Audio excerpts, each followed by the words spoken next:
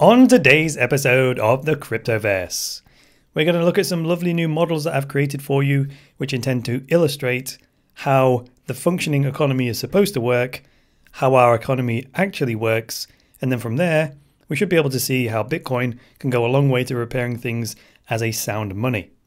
So keep in mind, what I'm going to show you are models, which by definition are simplifications of reality in order to promote understanding.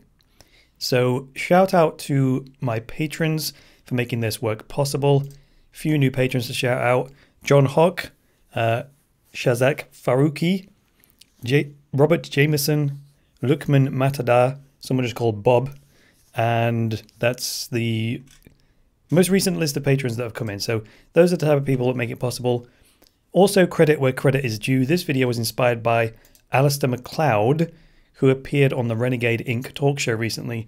If you go to the Renegade Inc. YouTube channel and watch this video called Alastair McCleod on Saving Becoming Obsolete, you'll see where I got the idea for this episode. I'm going to pad it out a bit more and go into more detail, but credit where credit is due. Righto, enough preamble, let's get into the models. Let's start with how a functioning economy is supposed to work. So this is another one of my systems models. This is complexity theory applied. So let's zoom into the first element here. So let's start with consumers. So consumers earn an income. And we are all consumers and we're all producers in an economy. Or we're supposed to be anyway. We all consume and we all produce. Like we have jobs that produce goods, services and productivity. And we earn income and then we consume. So we're all consumers and we earn income. And from income, in a functioning economy, some of that will go to savings, which I've also called deferred consumption. Because by definition, if I take 10% of my earnings and put it aside, well, that's money that I could use to consume today.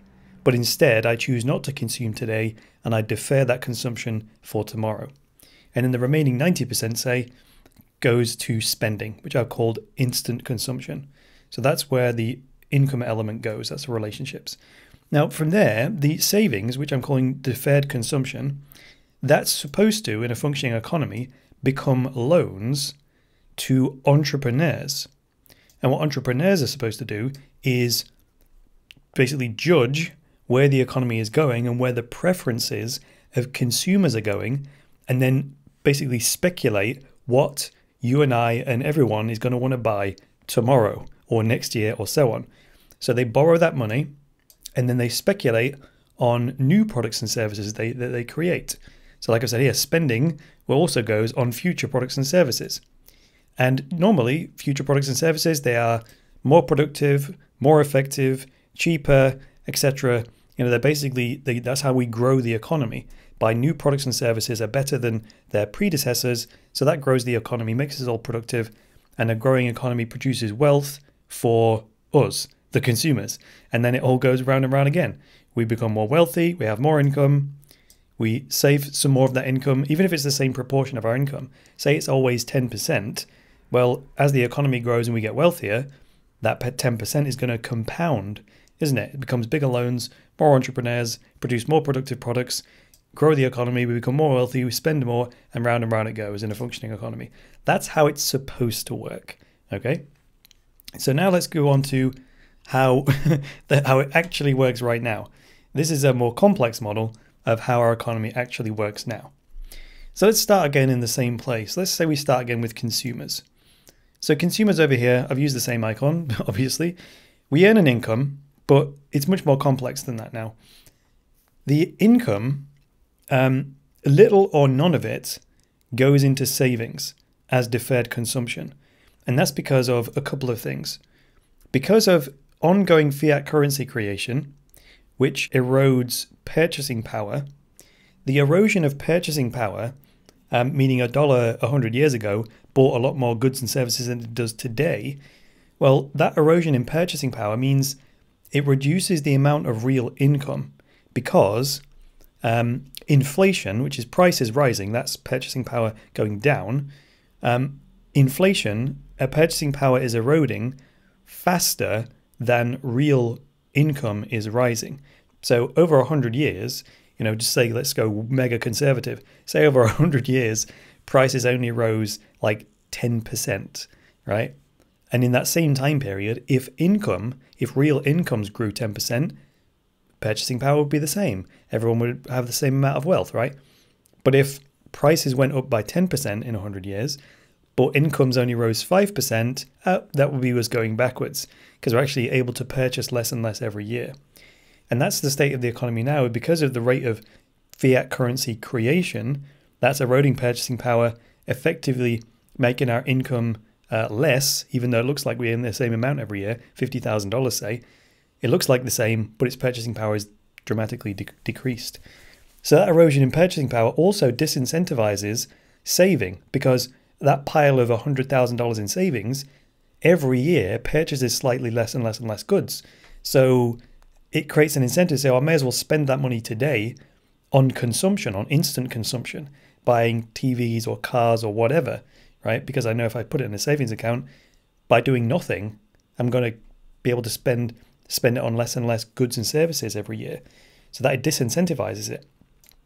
The other thing that erodes purchasing power over here is fractional reserve lending. So let's follow this again. So income, little or none of it goes into savings. Savings is disincentivized by the erosion of purchasing power. That's being eroded by the creation of fiat currency. And because there's not a lot of savings, the people that do save go into loans at banks. However, instead of a traditional banking model where every dollar on deposit goes into $1 of loans to entrepreneurs, because of the fractional reserve lending system, banks only need a fraction, like $10 in deposits, to loan out $100 of currency.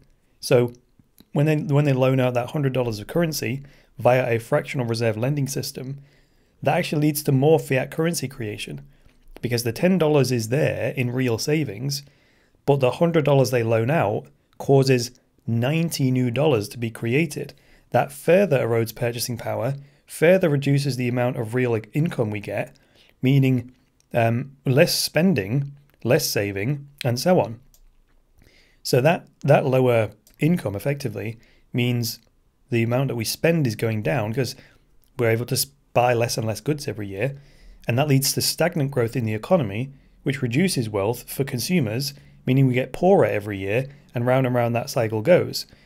Meanwhile, the loans that are made to entrepreneurs, they've got less of an incentive also to produce new goods and services, because corporations, they're less incentivized to spend money on research and development, and that's largely because of shareholders wanting more and more dividends every year. That's a whole nother part of this model I haven't included. But if entrepreneurs don't invest in new products and services and research to grow the economy, that also compounds the problem and makes us poorer every single year. So that's a summary of how the economy actually works today. And the two danger zones, to my mind, I'm going to circle them on my model here. I've called these, let's call these stolen wealth. So that's a stolen wealth point, and that's a stolen wealth point. So let me close the sidebar here and go back to the main view. So the two culprits here are really the ongoing creation of fiat currency by central banks, and so that's inflating the currency supply and eroding purchasing power. But more than that and worse than that is the fractional reserve banking system, where banks loan out way more than they've got in deposits and effectively create massive amounts of currency through debt. And that's the big house of cards that is unsustainable, because there isn't enough money in existence to pay back all of that debt, right? So there we jolly well go. So how I see Bitcoin going some way to solving this is by returning us to a system like this, where we don't have the ongoing erosion of purchasing power, because Bitcoin is sound money. It's fixed in supply, and you can guarantee if you save in Bitcoin, you're going to have the same amount of Bitcoin tomorrow, right?